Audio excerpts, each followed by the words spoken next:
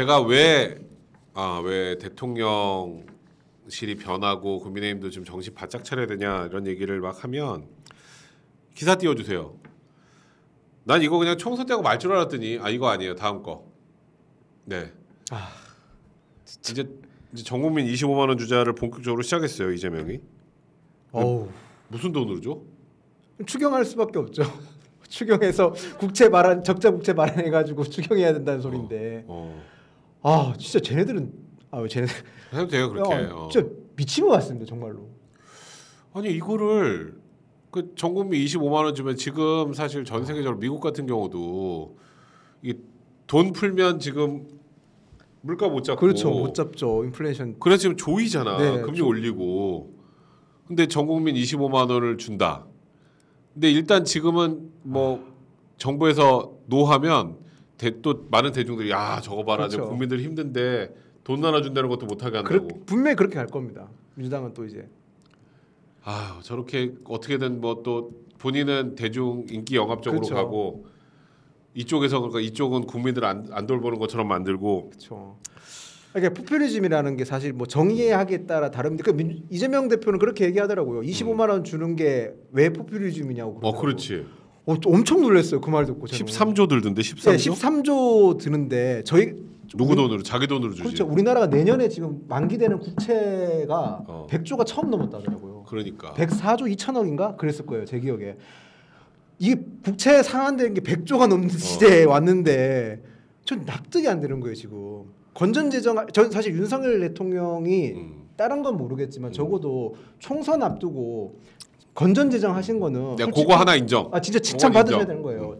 사실 MB에 있었을 때 저희가 2009년도에 경제 위기 왔었지 않습니까? 외환 위기 왔었을 때 진짜 그거 극복하려고 별짓 다 했거든요. 그렇지. 대통령이 통화스와프 체결하면서 외국이랑 다니면서 막 통화스와프 체결해오고 국가 신용등 올려서 뭐 외채 이자 낮추고 별짓 다 해가지고 겨우 잡아놨는데 뭐 그 이후에 조금 다시 또 물가 못 잡고 올라갔는데 그러니까 지금도 윤석열 대통령 다른 건 모르겠지만 적어도 그런 부분이라든지 그렇지. 개혁 추진하는 부분에 있어서만큼은 적어도 공적 마인드라는 게 저는 확실히 분명히 있다고 생각을 하거든요. 그 부분에 대해서 나도 인정을 해. 그래서 사실 총선 때 보통 정부에서 돈 얘기하면 솔깃하잖아. 그렇죠, 솔깃하죠. 근데 그걸 끝까지 안 했던 건 나도 그건 인정을 하는데 문제는 이재명이라는 사람이 저 얘기만 하면 다행인데 지금 국회 모든 상임위를 다 먹으려고 할 것 같은데. 다 먹을 것 같습니다. 솔직히 얘기해서.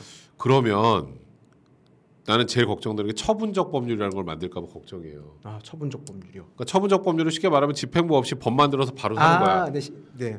그러니까 시행이 일종의 시행령 같이 그런 거잖아요. 네. 그냥 그렇게 해주는 거예요. 근데 위헌적 소지가 많긴 하지만 그러면은 저렇게 할 수 있다니까. 그렇죠. 충분히 가능하겠네 말씀드리니까. 그냥 법으로 할 수 있게 만든다고 국회에서 법을 만들어서. 근데 그렇게 되면 사면권도 진짜 쟤네들이 할 수 있는 그런 얘기가 솔직히 나왔었거든요. 설마 그것까지 못하겠지만. 네, 법 개정해가지고 헌법 개정해서 뭐 별소리 다 나오긴 하더라고요 진짜로. 지금 오징어 편법 인터뷰 재밌네. 전국민 25만 원 누구 법카로 긁어주는 건지. 그러니까 저 법카로 긁어 본인 돈으로 주든가. 저 다 나라 빚이잖아요. 저 다 나라 빚입니다. 저 100% 나라 빚입니다. 근데 저거에다가 지금 뭐 또 뭐지? 지금 저번에 양국법이었나? 네, 양국법도 지금 했죠. 그것도 지금 뭐 한다고 고한대잖아. 고했죠 지금. 저거 하면 골치 아픈 게 국가가 이제 나중에 쌀값 폭락하게 되면 다 매수해야 되는 건데, 그래 농민들 표 얻겠다는 걸로 했었다가 윤석열 대통령께서 그거는 거부권 행사했던 이유가 이렇게 되면 어떻게 보면 전형적 공산주의에서 보면 공산주의가 생산성이 안 올라가는 이유 중에 하나가. 뭐 물건이 팔리든 안 팔리든 중요한 게 아니지 않습니까? 자기네들 할당량만 채우면 국가가 알아서 채워주는 거니까. 쌀농산도 진짜 무서운 거야. 진짜 무서운 거죠. 쌀농산도 마찬가지인 게 농사도 어떻게 보면 물론 쌀이라는 식량이 국가적으로 관리될 전략 자산인 건 맞는데 어쨌든 만약에 쌀값이 폭락하고 농부들도 그러니까 수익성 같은 거나 아니면 작황이라든지 걸 고려하면서 농사를 지어야 되는데 그게 아니라 쌀값이 폭락을 하든 어쨌든 국가가 최저 비용 보장해 주게 되는 거 무조건 의무매수가 그럼 그냥 아무 생각 없이 그냥 농사만 지면 되잖아. 그럼 그거 어떻게 하려고? 그리고 이제 모자라면 나라 돈 주고. 그렇죠. 나라 돈 주고. 근데 꼭 자기 돈으로는 안 줘. 그렇죠. 이거 만약 이렇게 되면 나중에 돼서 장사하시는 사실 자영업이 제일 힘든 것 중에 하나가 이 재고 관리가 제일 힘들거든요. 맞아. 저희도 사실 부모님 예전에 이제 자영업 하시면서 장사를 하셨었거든요. 제일 힘들어 하시는 게 재고 관리였어요. 그럼 특히 신선식품을 하시니까 재고 엄청 고민하시는 거예요. 이게 막 안 팔리면 어떡하나. 아니 그럴 것 같으면 나중에 자영업자분들이 우리도 해달라 그러면 뭐라 그럴 거예요? 그럼 자영업자들 안 팔리면 다 정부에서 매수해줘야지. 그렇죠. 그럼 어떡할 거냐? 똑같아요. 이 양곡법이라는 거하고 좀 전에 얘기했던 것처럼 식당에 이번 오늘 만두 그렇죠. 한 달 동안 1,000개 팔 줄 알고 1,000개 샀는데 지금 300개 못 팔아. 나라에서 700개 사줘요. 그렇죠. 이거예요. 이게 되게 무서운 거라니까요. 근데 이거 지금 강행한대잖아. 네, 얘네들 딱 그 논리가 그거 아니에요. 농사는 천하 근본이라고. 식량이 국가 자산인 거 알죠. 그거 아니까 저희가 일정 부분 매수하는 건데 이건 지금 민주당 논리는 완전 의무에서 다 물론 지금 약간 완화했다고는 하지만 정부의 의무를 조금 완화하긴 했더라고요. 이번에 할 때는. 약간 완화. 약간 완화인데 완화 같지도 않은 완화지. 그렇죠. 이거 가지고 이거 완화했다. 그 다음번에 또 안 되면 개정해주고 이게 포퓰리즘이죠. 말도 안 되는 소리 하는 거예요, 진짜로. 근데 앞으로 지금 이런 법안들을 줄줄이 통과시킬 가능성이 매우 높기 때문에. 그렇죠. 이제는 이게 저희가 다 이제 이게 또 이거 해가지고 또 올라가는데 또 거부권 행사하면 또 그거 또 불통 이러면서 또 더 그렇죠. 쉬운단 말이야. 더 쉬우죠. 100% 더 쉬울 겁니다. 근데 사실 총선 전에 윤통과 총선 이후 윤통은 좀 다르거든. 힘이 약해질 수밖에 없는 구조잖아요 지금. 그렇죠. 이제 인정하고 들어가야죠. 네, 인정을 하고 들어가야죠. 근데 이제 앞으로는 그러면 나도 쌀농사 하나 질까? 쌀농사. 네. 아니 저 지금 농부분들 뭐라고 하는 건 절대 아니고요. 네, 그건 아니죠. 충분히 그분들께서 하셔야 될 게 맞고. 네. 이거는 그냥 말 그대로 정부에서 그렇게 해놓으면 나머지 다 사주고 한다는 건데 네. 이게 상식적으로 말이 되냐? 근데 그러니까 이게 다른 직군도 적용될 수 있다는 주장을 할 수 있을 때 뭐라고 거부할 거냐는 그런 논리가 생기는 거죠. 그리고 이제 뭐 다른 농작물도 일부 또 한다면서. 그렇죠. 다른 농작물. 그러니까 하나씩 더. 그러니까 쌀 했으면 그럼 나는 저거 보리 키우는데. 그렇죠. 나는 저거 고추 하는데 지금 난 지금 귤 키우는데 이거 끝도 없어요 이러면. 네, 끝도 없는 거죠. 근데 그걸 다 또 이제 나라 세금으로 준다고. 지금 저 맨스테이님 얘기가 딱 맞아요. 대파가 가지고 물가 가지고 그난리 치더니 돈 풀어서 물가 올리려고 하네. 기가 막힙니다 하셨어요. 우리 박진홍님 장전 비서실장 몰라도 김한길 총리는 진짜 아닌 것 같은데 차라리 김영주 의원이 낫지 않을까 싶습니다. 국회 개원하고 남은 3년은 사실상 다음 정권을 위한 과도 정부 수준일 텐데 윤통은 수임 총리의 유의하고 다음 대권 후보로 만들어주게 서포트하는 게 옳은 수준이라 생각합니다. 근데 많은 분들이 지금 많이 지쳤어 지금 보니까. 대규님 이재명이 남의 돈으로 돈 뿌려서 지지를 올리려고 하는 저 사고방식을 보면 법관을 왜 이렇게 썼는지 이해가 쉽게 됩니다. 눈먼 돈은 이용해 먹어야 제맛이라고 생각하나 봅니다 하셨고요. 맨스테이님이 제가 아까 읽었고 그래서 근데 이게 문제가 21대 국회하고 22대 국회는 또 다른 게 뭐 이번 민주당 공천 여러분들 다 보셔서 아시겠지만 친명 친위대를 완벽하게 만들었죠. 네, 완벽하게 구축했죠. 그러면은 이제 본인은 확실하게 이제 방탄이 될 거고. 네, 근데 그것도 못 믿어서 당 대표 또 하려는 건 어떻게 생각해? 근데 그게 저는 처음에 할 것 같은데 이게 되게 좀 재밌는 게 하나 있더라고요. 민주당 분들 얘기 들어보면 처음에는 이재명 대표가 이번에 이제 공천 끝나고 나서 대표도 할 생각이 없었다더라고요. 아 진짜? 네, 진짜로. 그러니까 뭐 자기는 상황하고 그냥 앞에 대충 해. 얼굴마다 대표해놓고 하고 싶어 하시는 분들 있거든요. 그 뭐 정청래 뭐 이런 분들 막 하고 싶어서 안 달라신 분들이 있어. 그냥 대충 하고 나는 상황 딱 이러려고 했는데 한 분이 딱 떠오르더라고. 조국. 조국. 대표가 그렇지, 지금 그렇지. 의석수가 생각보다 많이 가져갔고 그 다음에 어쨌든 조국 대표는 친문이라는 구심점이 있잖아요. 그렇지. 그러니까 사실 둘 다 비슷한 점 되게 많아요.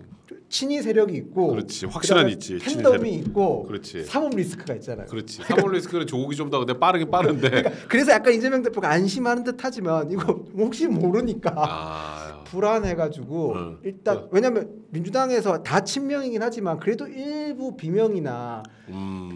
저는 사실 민주당 국회의원들이나 민주당에서 그래도 정상적인 사고를 하고 있는 합리적인 분들이 최소한 몇 분은 계신다고 생각을 하거든요.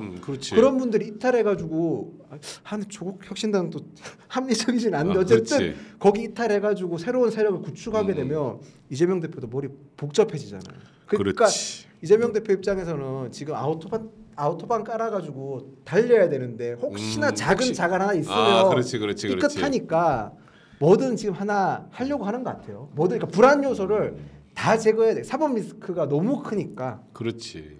야구 하여튼 그래서 당 대표를 또 할 것 가능성이 나도 매우 높은 것 같고 그리고 주변에서 이제 뭐 소위 말하는 이제 이재명 대표 친위 그 의원들이 나와서 방송에 스피커를 시작하더라고. 네, 시작을 하더라고요. 이 정도면 당 대표 또 해야 되는 거 아니냐? 네, 또 해야 되는 거 아니냐? 네. 지금 이런 세상에 살고 있습니다. 근데 지금 사실 나는 걱정인 게 이번에 이제 민주당이 저렇게 초강성으로 다수당이 되면서 금투세도 날아간 거 같고 다 날아갔습니다. 그다음에 뭐 중대재해법도 뭐 중대재해법 네. 그렇지. 그렇게 됐고요. 그다음에 상속증여세 네, 개편도 다 날라갔잖아. 이게 얼마나 큰 책임이에요, 사실 보수에서. 네, 진짜 그거는 명목이 없고요. 근데 물론 제가 아는 민주당 분들이 뭐 민주당의 주류는 아니지만 아주 합리적인 분들이 약간 걱정을 하더라고요. 그러니까 민주당 의원들 중에서 이번에 너무 강성들을 뽑아서 초강성들이지 초강성들에서 뭐 막 아우야 어마어마하다. 민주당 내부에서도 그런 걱정하는 목소리가 있더라고요. 저런 돌발 행동을 넘어서서 통제가 안 되는. 그렇지.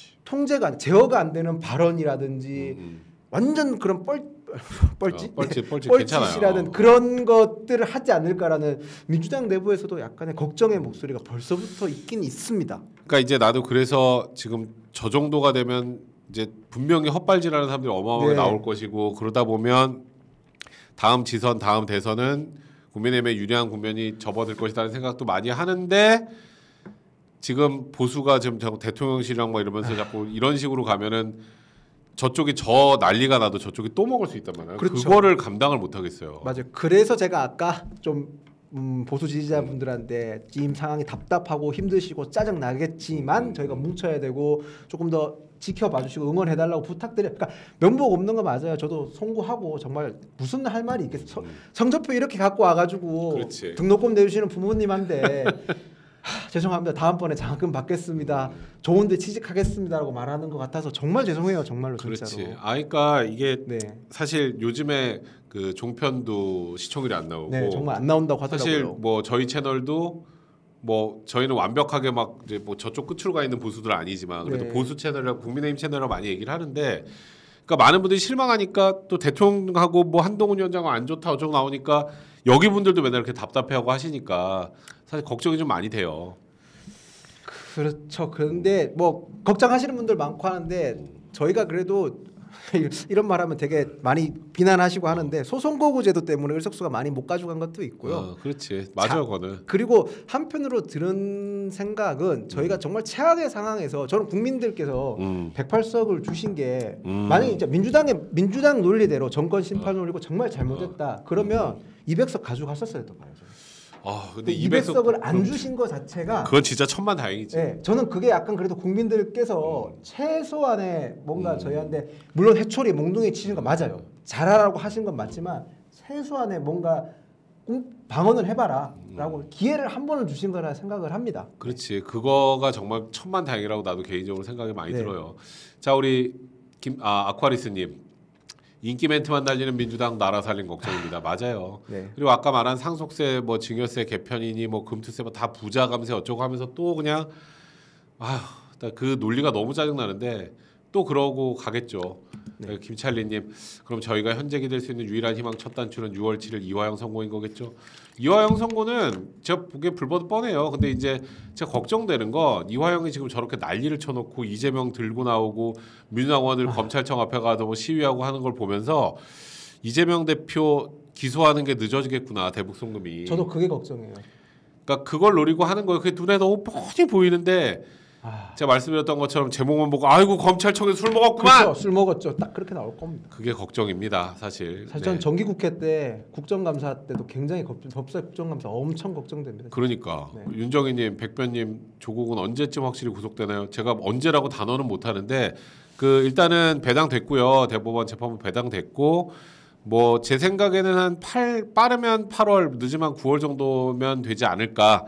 파기환송될 가능성이 그렇게 높아 보이지 않으니까요. 근데 사실 이재명이라는 사람이 그러니까 내 그냥 변호사로서의 그걸 보면 아무리 계산해도 다음 대선은 못 나가거든. 네네. 일단은 위증교사는 아무리 시간을 끌어도 3년 안에 결론이 날 거고. 그렇죠, 네. 공직선거법 위반도 마찬가지예요. 진짜 나야 되는 거 아닙니까, 진짜? 그러니까 대장동하고 뭐 FC 서울랜다. 저기 그거랑 성남 FC하고 뭐 이런 거는.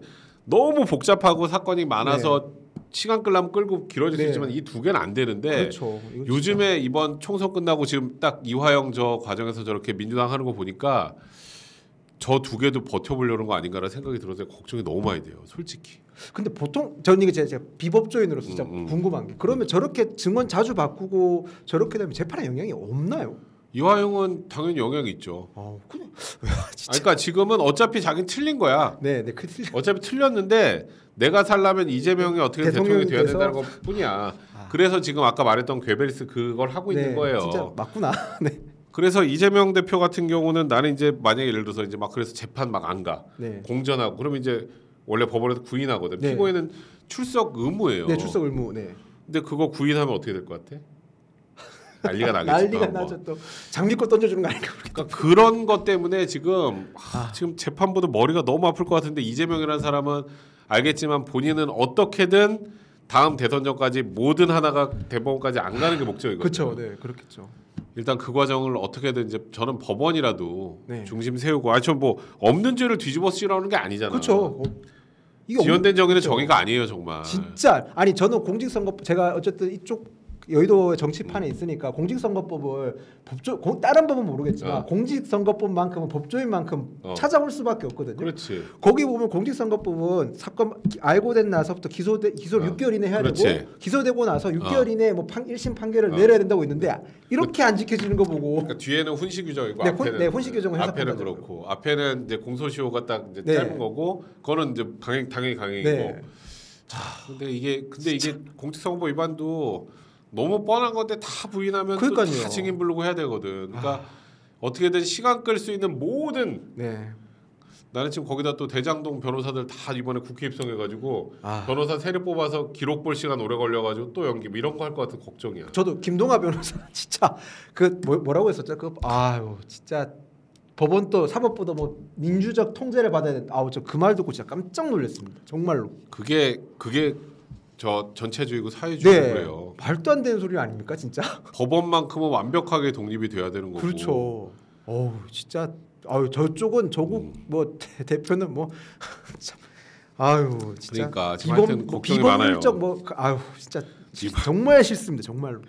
근데 지금 이제 제일 걱정인 게 22대 국회에서 제일 중요한 자리는 결국 법사위원장 아니겠어요? 네, 법사위원장인데 안 하겠지 양보?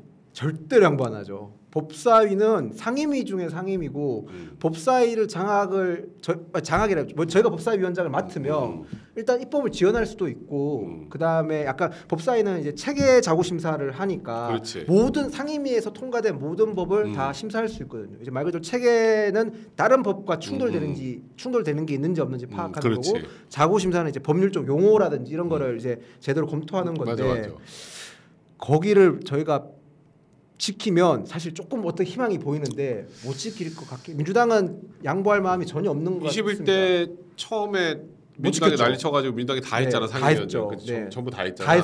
다 했었다가 근데 민주당도 그것 때문에 자기들이 조금 중간에 좀 비난도 많이 받고 그래서 조금 바꿨다가 이번에 다시 또 다 먹으려고 하는 것 같거든. 그렇죠. 지난번에 때는 저희가 자꾸 쟤네들이라 그래도 돼. 그러니까 뭐 재보궐선거 계속 지니까 후반기 때는 저희도 원래 전반기 후반기 2년마다 번갈아 가면서 이제 상임위원장을 가져가는데 그래서 21대 때는 처음에 압승했다고 저희를 몰아붙여가지고 상임위원장 독식했다가 재보궐선거 때 계속 지니까 저희한테 법사위원장을 줬었죠. 그래서 김도우 의원이 법사위원장을 하셨는데 근데 또 되게 재밌는 거는 법사위원장이 탄핵되는 소추위원 하시잖아요. 그래서 이상민 장관 탄핵될 때는 김도우 의원이 국민의힘 소속인데 이상민 장관 탄핵 소추위원이 되시는 그런 그러니까 시나리오가 있었는데 그러니까 이제 좀 사실 국민의 입장에서도 법사위하고 운영이 두 개 뺏기면 그럼 사실 난 이런 생각 들더라고. 그냥 그 민주당 의총 아니야? 그렇죠. 의총이죠. 의회 독재가 되는 거죠. 국회가 그냥 말 그대로 민주당 의총이잖아요. 그렇죠. 의총이 되는 거죠. 그럼 민주당 당사에서 하면 되지 뭐 그러면은.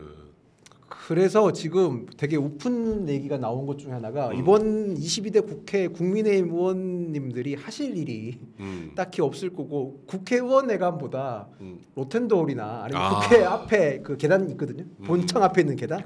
그 앞에 자주 나타나시지 않을까라는 생각을 하는 게 사실 현실적인 방법이 없긴 해요. 저희가 피켓 이론적으로 이론적으로 뭐 민주당이 양보 안 한다 그러면 다 양보 받을 길이 없잖아. 없죠 사실 방법이. 그러니까 이게 사실 왜 법사위를 위원장을 제2당한테 주는 이유가 1당은 국회의장을 가져가니까 2당이 법사위원장을 가져서 수기 민주주의를 하라는 거거든요. 사실 다수결이 완벽한 정치 체제는 아니지 않습니까? 근데 이걸 보완하기 위해서 하는 거고 사실 국회법에 보면 다 대부분 다 국회 운영 일정이라든지 상임위 일정을 간사간의 합의로 하게끔 돼 있는 이유가 일당 독재하지 말라는 소리거든요. 다수당이 제대로 독재하지 말라는 의미인데 민주당이 굉장히 오만하다고 생각을 해서 저는 한편으로 드는 생각은 민주당이 차라리 그러니까 21대 때 민주당이 상임위원장 독식하면서 그렇지. 역풍을 맞았다 생각해요. 역풍 맞았지. 그렇지. 저희가 어떻게 보면 굉장히 앞으로 긴 어둠의 터널을 견뎌내야 그렇지. 될 끝도 없다 진짜. 끝도 없을 것 같아요. 그래서 이제 다시 한번 말씀드리지만 저희가 잘할 수 있는 거는 결국 대통령이 가지고 있는 뭐 거부권이라든지 국정행정부를 저희가 가지고 있다는 거, 국정운영권을 가지고 있다는 거라서 그렇지.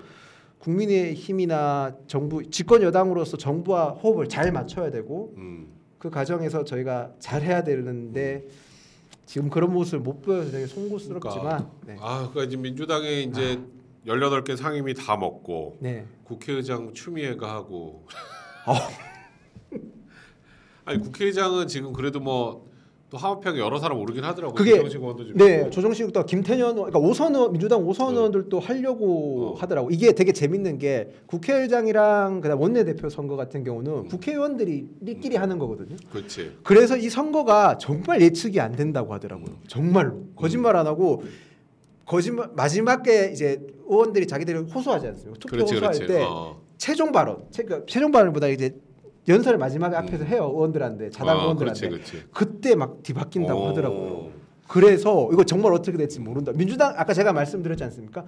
민주당 내에서도 일부 지금 이번에 민주당이 너무 강성이니까 우려하는 목소리가 일부 있긴 있습니다. 네, 일부 있어서 아주 저는 신랄 같은 희망이 조금이라도 그나마 민주당에서 합리적인 좀 덜 강경한 의장이 나오지 않아요. 적어도 최대한 중립을 지키지 않겠다는 의장은 안 돼야 되는 게 아닌가 그런 생각을 그러니까 나는 이 생각이 들더라고. 요즘에 지금 뭐 사실 지금 민주당이 사실상 이제 국회를 민주당 의총처럼 만들 것 같아. 그건 뭐 불보듯 뻔하잖아요. 지금 뭐 이제 이재명 그래서 내가 아까 처분적 법률 얘기까지 한 거야. 처분적 법률. 이제 거의 위원 그러니까 행정부를 패싱하고 하는 거지. 그렇죠. 행정부 사업 패싱하고 하는 그 막가는 이제 처분적 법률 얘기까지 나오는 거예요. 그 이재명도 얘기했어요 살짝 처분적 법률 얘기했다고 얘기하더라고요. 근데 그거는 위헌인데 이제 본인이 그럼 나라 운영하겠다는 거지.